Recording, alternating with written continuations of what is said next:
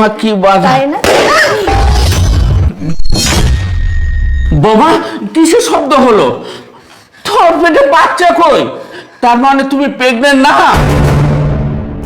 শোনো না আশরাফ, আমি না তোমাকে একটু পর কল করছি। হ্যাঁ, এই তোর সমস্যা কি? তুই দেখে শুনে চলতে পারিস না? বৌমা তোমরা আমার সঙ্গে কেন এরকম খারাপ ব্যবহার করতেছো? তার মানে তুমি প্রেগনেন্ট না? তুমি আমাকে এবং আমার ছেলেকে ঠকে আসতেছো। আর ডাক্তার সাহেব, তুমি কেন আমার মুখ চেপে ধরছো? এই বলে শোন, প্রথমত কথা হচ্ছে আমি কোনো ডাক্তার না, ঠিক আছে? আর দ্বিতীয় কথা হচ্ছে বৃষ্টির সাথে দেখা করাটা আমার খুব জরুরি ছিল, তাই আমি কোনো ওয়ে খুঁজে পাচ্ছিলাম না যে এই বাসায় কিভাবে আসবো। তাই ওর পার্সোনাল ডাক্তার সেজে এ বাসায় আসছি। আর তোর ছেলেকে এতদিন যা বলছি না, সবকিছু মিথ্যা কথা। কারণ এই মিথ্যা কথা না বলে এই বাসার ভিতরে আমি ঢুকতে পারতাম না। কি ব্যাপার বৌমা, এগুলো আমি কি শুনলাম? এই ছেলে তোমার বয়ফ্রেন্ড? দিনের পর দিন তুমি আমার ছেলেকে ঠকাচ্ছ, আমার ছেলের সঙ্গে ভালোবাসার নাটক করছো। এই থাম তো। হ্যাঁ, তুই যেটা ধরেছিস না, ঠিকই ধরেছিস। আমি তোর ছেলের সঙ্গে দিনের পর দিন নাটকই করে গেছি, ভালোবাসার নাটক। কারণ আমি তোর ছেলেকে তো ভালোবাসি না, তো নাটক না করে তো কিছু করার নাই। কারণ আমি এই ছেলেটাকে ভালোবাসি, এই ডক্টরকে ভালোবাসি। আর শোন, আমি ততদিন পর্যন্ত তোর ছেলের সঙ্গেই ভালোবাসার নাটক করব যতদিন পর্যন্ত তোর ছেলে আমাকে টাকা পয়সা দিবে। আর যখন তোর ছেলে টাকা পয়সা দেওয়া বন্ধ করে দিবে, তখন আমি আমার এই বয়ফ্রেন্ডের হাত ধরে না এই বাসা থেকে চলে যাব। কারণ আমি এখানে শুধুমাত্র আছি তোর ছেলের টাকা পয়সার জন্য। কারণ তোর ছেলে তো সরকারি চাকরি করে, অনেক অনেক টাকা ইনকাম করে।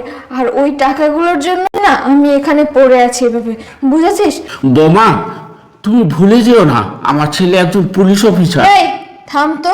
আমি না খুব ভালো করেই জানি যে তোর ছেলে একজন পুলিশ অফিসার। সো তোর ছেলের ভয় আমাকে দেখিয়ে না কোনো লাভ নেই, বুঝেছিস? দেখো বৌমা, আমার ছেলে আসলে আমি সবকিছু ছেলেকে বলে দেবো। কি বললি তুই বুড়ো? তোর ছেলেকে তুই সব বলে দিবি না? হ্যাঁ। দাঁড়া, দেখাচ্ছি তোর মজা। হেই জান। আহ আহ আহ বৌমা, তোমার বয়ফ্রেন্ডকে নিষেধ করো আমাকে মারতে। তোর ছেলে আসলে কি কিছু বলবি? হ্যাঁ, আমার ছেলে আসলে সব কিছু বলে দেবো। কি বুড়া, এত বড় সাহস! তোকে তো আজকে বৌমা, তোমার বয়ফ্রেন্ডকে নিষেধ করো আমাকে মারতে। হেই, এবার বল, তুই তোর ছেলেকে কিছু বলবি? না বৌমা, আমি কিছু বলবো না, কিন্তু তারপর আমার ছেলে কিন্তু বুঝতে পারবে। 9 মাস যখন হবে তখন আমার ছেলে সবকিছু জানতে পারবে। তখন কি করবে বৌমা? এই থাম তো।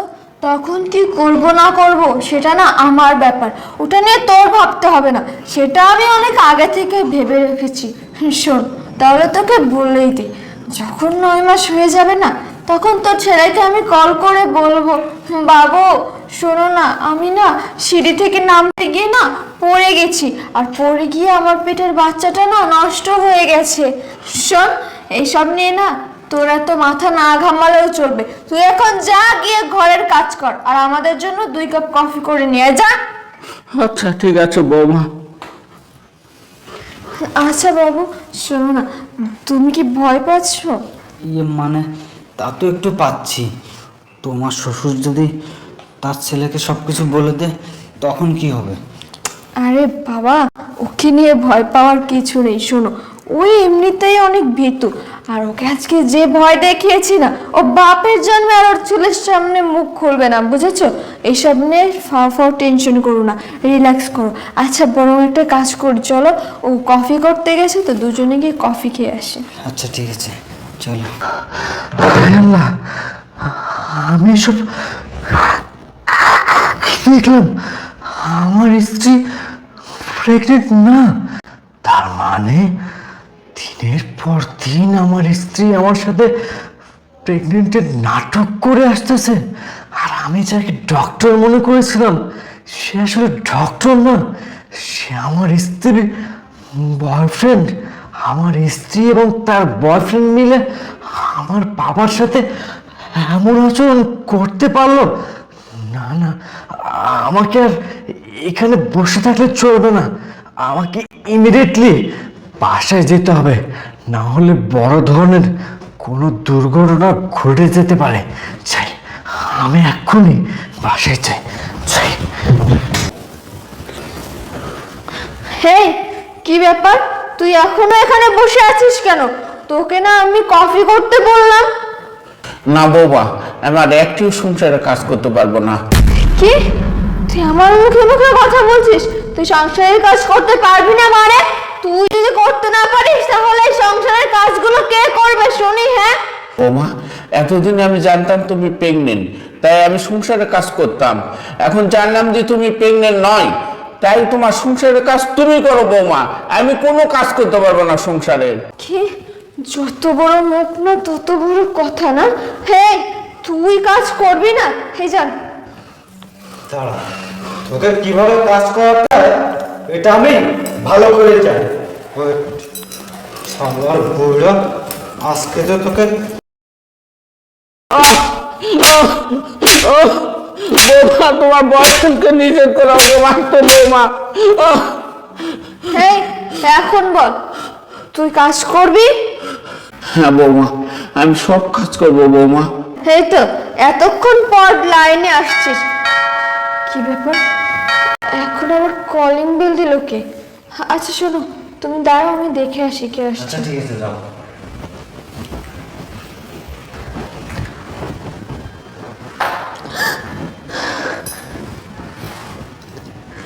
আরে, আমার হাজবেন্ড এখন বাসায়? না না, এখন কি করব? হে জান, শোনো না, সর্বনাশ হয়ে গেছে, আমার হাজবেন্ড চলে আসছে। এই কি বলো? তাহলে এখন কি করব? আচ্ছা, তুমি এক কাজ করো, তুমি বেলুন ফুলিয়ে পেটের ভিতর দিয়ে প্রেগনেন্ট সাজো। যাও যাও যাও। ঠিকই বলেছো, দাও আমি আসছি। এই বুড়ো শোন, তুই তোর ছেলেকে যদি কিছু বলিস তাহলে কিন্তু তোর অবস্থা একেবারে খারাপ করে দিব।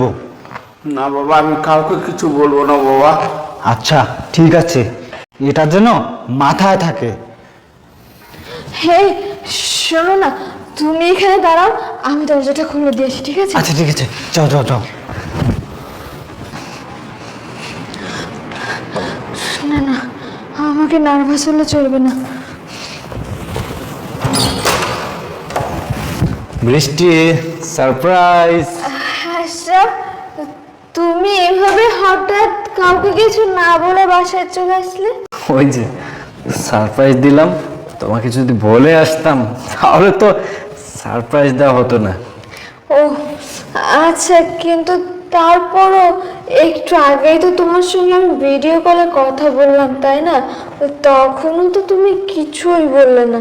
ওই যে বললাম না, তোমাকে যদি বলেই আসতাম আর সব কিছু জানাতাম তাহলে তো তুমি আমাকে দেখে অবাক হতে না, তাই না? হ্যাঁ, তাও অবশ্য ঠিক।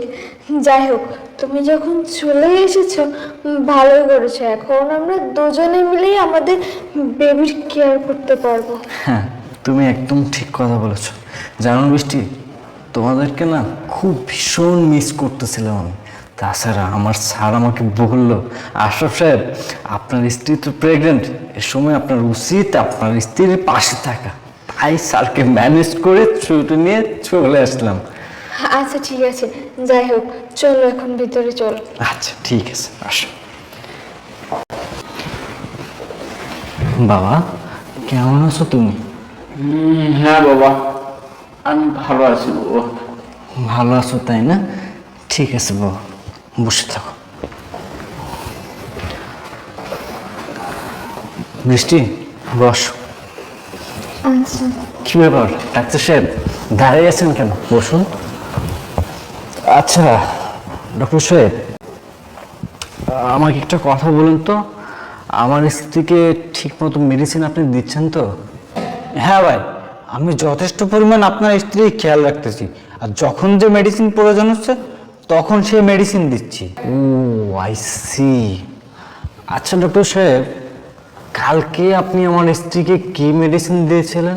কালকে কালকে মেডিসিন প্যারাসিটামল, রাইট?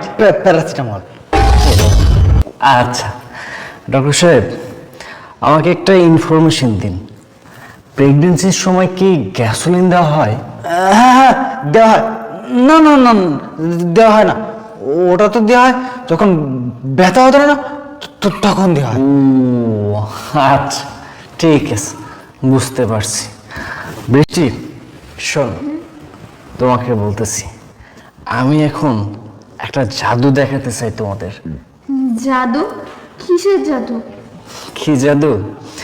আমি যে জাদুটা দেখাবো সেটা হলো, আমি যদি এক তুড়ি দিই তাহলে যে কারো পেটের বাচ্চা গায়েব হয়ে যাবে। মানে তুমি এসে কি বলতে বল কথা বলছো? বলো তো, পেটের বাচ্চা কিভাবে গায়েব হতে পারে? শোনো না, তুমি অনেক জানো, অনেক কষ্ট করে এসেছো, এইসব জাদুটা তো দেখাতে হবে না। তুমি তুমি বড় এক কাজ করো, তুমি রেস্ট করো। হ্যাঁ, আমরা এখন সব জাদুটা দেখবো না। আরে বৃষ্টি, তুমি বুঝতে পারতেছো না কেন? আমি যে জাদুটা দেখাবো সেটা যদি সবার সামনে না দেখায় তাহলে তো তার কোনো মজাই থাকলো না। মানে কি সব বলছো তুমি? আমি তো কিছু বুঝতে পারছি না। কিচ্ছু বুঝতে পারতেছো না, তাই না? ঠিক আছে, আমি তোমাকে প্র্যাকটিক্যালি সব কিছু বুঝিয়ে দিচ্ছি। বাবা আশরাফ, শোনো বাবা। বাবা চুপ থাকো তুমি, তোমাকে কিচ্ছু বলতে হবে না। আমি সব জানি, আমি সব কিছু জেনে শুনেই তারপর বাসায় আসছি, হুট করে আসি নাই। আমি খুব ভালো করেই জানি আমার স্ত্রী প্রেগনেন্ট না, সে সাথে এই ছেলে কোনো ডক্টর না, এই ছেলে আমার স্ত্রীর বয়ফ্রেন্ড। বৃষ্টি, আজকে যদি আমি তোমাকে ভিডিও কল না দিতাম তাহলে আমি জানতেই পারতাম না তোমার এই সুন্দর চেহারার মাঝে একজন কুৎসিত মানুষ লুকিয়ে আছে। তুমি কিভাবে পারলা আমার বাবার সাথে এমন আচরণ করতে? আমি তোমাকে বিয়ের পরপরই বলেছিলাম আমার বাবা আমার সব কিছু। এই মানুষটা আমাকে মানুষ করতে গিয়ে কম কষ্ট করে নাই। কেন মানুষ করছে আমাকে? যেন শেষ বয়সে আমি তার হাতের লাঠি হতে পারি, আমার অগোচরে, আমার অনুপস্থিতিতে যেন আমার বাবার কোনো কষ্ট না হয়। সেজন্য আমি তোমাকে বিয়ে করছি। তোমাকে বিয়ে করে তোমার কাছে আমার বাবাকে রেখে গেছি। আমি ভেবেছিলাম তোমার কাছে আমার বাবা নিরাপদে থাকবে। আমি এটাও মনে করেছিলাম তোমার হাতে আমার বাবাকে তুলে দিয়ে আমি নিশ্চিন্তে থাকতে পারবো। এই কি আমার নিশ্চিন্তে থাকা? আমার বাবা একজন অসুস্থ মানুষ, ঠিকমতো চলাফেরা করতে পারে না, সেই মানুষটার সাথে এমন আচরণ করতে তোমার বিবেকে এতটুকু বাধা দিল না? তুমি দিনের পর দিন আমার কাছে প্রেগনেন্সির নাটক করে গেছো। তুমি কি জানো, আমি যখন শুনেছিলাম আমি বাবা হতে চলছি, তারপর থেকে না আমি অনেক স্বপ্ন দেখা শুরু করি। আমি ভেবেছিলাম আমার সন্তান এই পৃথিবীতে আসবে, আমাকে বাবা বলে ডাকবে, আমি আমার সন্তানকে মানুষের মতো মানুষ করব। কিন্তু আজ আমার সমস্ত স্বপ্নগুলো ভেঙে চুরমার হয়ে গেছে। এগুলো না আমি তোমার কাছে আশা করিনি বৃষ্টি। তুমি শুধু প্রেগনেন্সির নাটক করে থেমে থাকোনি, দিনের পর দিন আমার অগোচরে আমারই পিছে তোমার এই নাগরের সাথে আমারই বেডরুমে রঙ্গলীলা রাসলীলা চালায় গেছো। তুমি যেন তোমার বয়ফ্রেন্ডের সাথে একান্তে সময় কাটাতে পারো, সেজন্য তাকে ডক্টর সাজিয়ে আমার কাছে সুপারিশ করেছিলা আমি যেন ওকে আমাদের বাসায় নিয়ে আসি। সি বৃষ্টি, সি, তুমি এতটা নীচ, এতটা জঘন্য, আমার ভাবতেও ঘৃণা লাগতেছে। তোমার মতো নোংরা মানুষের সাথে আমি এতদিন সংসার করতেছিলাম। বৃষ্টি, আমি তোমাকে ভালোবাসি, আমি তোমাকে অনেক ভালোবাসি বৃষ্টি, আমি তোমাকে বিশ্বাস করি, আমি তোমাকে অনেক বিশ্বাস করি। কিন্তু তোমার এইসব নোংরামো দেখার পর আমার ভালোবাসা, বিশ্বাস, আস্থা সব কিছু না শেষ হয়ে গেছে। আর যা হোক, তোমার মতো মেয়ের সাথে কখনোই সংসার করা যায় না।